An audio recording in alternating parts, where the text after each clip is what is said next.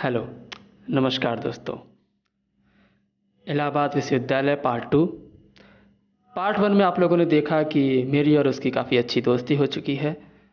हम दोनों अब साथ रहते, साथ पढ़ते, साथ एक दूसरे की बातें शेयर किया करते थे, एक दूसरे के खाना पीना सब शेयर किया करते थे। काफ़ी अच्छी दोस्ती हो चुकी थी हम दोनों में। और मैं शायद इस चीज़ को प्यार समझने लगा था, क्योंकि हम जैसे लौंडे वन साइडेड लव को ही मोहब्बत समझने लगते हैं। तो मैंने एक दिन डिसाइड किया कि मैं उसे अपने दिल की बात बताऊंगा, और मैंने एक लंबा चौड़ा स्पीच तैयार किया उससे बात करने के लिए। और मैंने दिन चुना 16 जुलाई। 16 जुलाई, बहुत खूबसूरत मौसम, हल्की हल्की बारिश हो रही थी, वातावरण में एक खूबसूरत सी चमक थी। मैं उससे बात करने के लिए गया। काफ़ी घबराया हुआ था मैं। उससे बात करने के लिए मैंने जो शब्दों का चुनाव किया था उनको मन ही मन बार बार दोहरा रहा था।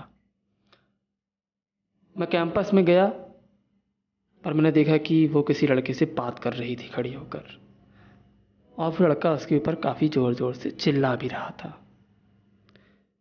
मैं इस चीज़ को समझता या फिर मैं उसके पास जाता उससे पहले वो लड़का उसे वहाँ से लेकर चला गया, और वो भी वहाँ से चली गई। मुझे लगा थोड़ी देर में आ जाएगी, तो मैं वहीं कॉलेज में खड़ा होकर उसका इंतज़ार करने लगा, पर वो नहीं आई। पूरा दिन बीत गया। मन में अजीब अजीब से ख्यालों ने जन्म लेना शुरू कर दिया, पर मैं रूम पर चला आया। रात भर मैं इसी के बारे में सोचता रहा। हर एंगल से मैंने इस बात को देखा कि कौन था वो। उसने तो बताया था उसका कोई भाई नहीं है, बॉयफ्रेंड था, कौन था, क्यों वो उसके साथ गई, कहाँ गई। पर मन में एक आस थी कि कल सुबह कॉलेज जाऊँगा तो पूछ ही लूँगा। पर दूसरे दिन मैं जब कॉलेज गया तो आज भी वो नहीं आई। मैंने उसकी दोस्तों से पूछा तो उन्हें भी कुछ नहीं पता था। फिर क्या, मैं रोज़ उसका इंतज़ार करने लगा। मैं रोज़ कॉलेज जाता, उसका इंतज़ार करता, और शाम को हताश होकर रूम पर लौट आता। ना मेरा पढ़ाई में मन लगता था, और ना ही मेरा किसी अन्य चीज़ में मन लगता था। हाँ, आप लोग सोच रहे होंगे कि मैंने उसे फ़ोन क्यों नहीं कर लिया। मेरे मन में भी ये ख्याल आया था, पर मैंने उसके नंबर ही नहीं लिया था। धीरे धीरे समय बीतता गया, महीना भर बीत गया। फिर आता है छात्र संघ चुनाव, इलाहाबाद यूनिवर्सिटी का त्यौहार, जिसमें हम अपने ही सहपाठियों के सामने चुनाव लड़ते हैं। प्रतिद्वंदी भी हम हैं, सहभागी भी हम हैं। हमारे सारे साथी इस चुनाव में हमारा मिलकर समर्थन करते हैं।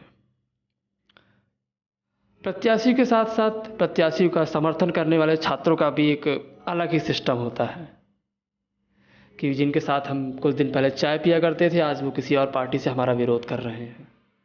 पर ये सारी चीज़ें होती सिर्फ चुनाव तक ही हैं। चुनाव के बाद हम सब एक दूसरे के सुख दुख के साथी होते हैं। मैंने भी एक प्रत्याशी का समर्थन किया। मनीष ने मुझे उससे मिलवाया था। मैं पूरा दिन उसी के साथ रहता था। हॉस्टलों में खाना खाना, चुनाव के टाइम में हॉस्टलों में खाने पीने की फुल व्यवस्था होती है।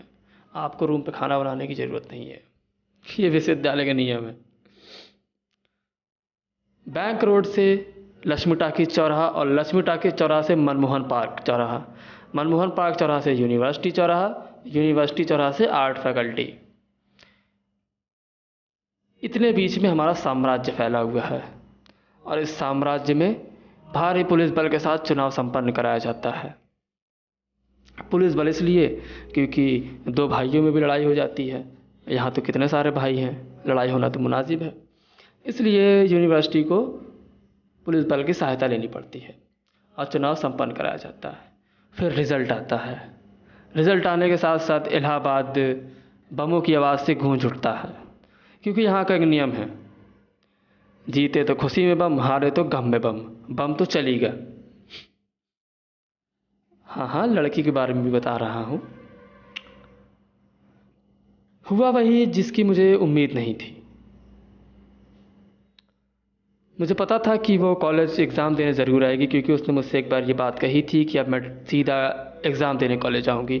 तो मन में एक आस थी कि वो एग्ज़ाम देने कॉलेज आएगी, और मैं एग्ज़ाम का पहला दिन, फर्स्ट ईयर। मैं उस दिन को कभी नहीं भूल पाऊँगा। मैं कैंपस के गेट के बाहर खड़ा होकर उसका इंतज़ार कर रहा था। एग्ज़ाम था 7 बजे से, मैं 6 बजे ही कैंपस के गेट पर पहुंच गया था। वो कॉलेज आती है, पर उसने मेरी तरफ देखा भी नहीं। मैंने उसे बुलाया, पर वो सीधा कॉलेज के अंदर चली गई। एग्ज़ाम के वो 3 घंटे मेरी ज़िंदगी के सबसे लंबे घंटे थे। मुझे ऐसा लग रहा था कि उसने ऐसा क्यों किया। एग्ज़ाम के सवालों से ज़्यादा मैं अपने मन में मेरे सवाल चल रहे थे कि उसने ऐसा क्यों किया, उसने मुझसे बात क्यों नहीं की, क्या हो सकता है, ऐसा क्या हुआ होगा, क्यों, क्या, कैसे। एग्ज़ाम ख़त्म होते ही कुछ 3 घंटे से पहले ही मैं एग्ज़ाम छोड़ के बाहर आ गया और मैं कैंपस के गेट पर खड़ा होकर उसका इंतज़ार करने लगा। वो बाहर आई तो मैंने उससे बात करने की कोशिश की, तो उसने कहा मुझे बात नहीं करनी। तो मैंने थोड़ा सा प्रयास किया, तो उसने कहा हाँ बोलो, बताओ क्या है। मैंने कहा क्या हुआ तुमको, तुम मुझसे बात क्यों नहीं कर रही। बोली क्या बात करूं, कौन हो तुम। मैंने कहा कि हाँ नहीं हाँ, कौन कौन हो तुम। मुझे बड़ा अजीब लगा। फिर वो वहाँ से चली गई और उसने मुझसे ये बात कह के गई कि तुम सारे लड़के एक जैसे ही होते हो, बेवजह की दोस्ती बनाने की कोशिश ना करो। मैं चला आया वहाँ से। फिर दूसरे दिन मैंने उसी कुछ सहेलियों से पता करा, तो उन्होंने बताया कि उसका एक एक्स बॉयफ्रेंड है जो उसे काफ़ी परेशान करता है, कर रहा है परेशान। तो मैंने कहा यार ये कैसा नियम है, किसी एक लड़के की गलती के लिए, किसी एक लड़के की वजह से वो मुझे क्यों गलत बात नहीं है, मुझे कैसे गलत ठहरा सकती है वो, मैंने तो कुछ किया नहीं है। इसके आगे की कहानी जानने के लिए तीसरा पार्ट आप लोग बताइएगा, लाना है नहीं लाना है, कैसा। वीडियो अच्छा लगा हो तो वीडियो को लाइक कर देना, कमेंट करके बताना कि कैसा लगा, क्या कमी रही, कैसा रहा, और चैनल को सब्सक्राइब ज़रूर कर देना, और अगर थोड़ा सा अच्छा लगा हो तो थोड़ा शेयर कर देना। बाकी तुमको सबको लव यू है, थैंक यू।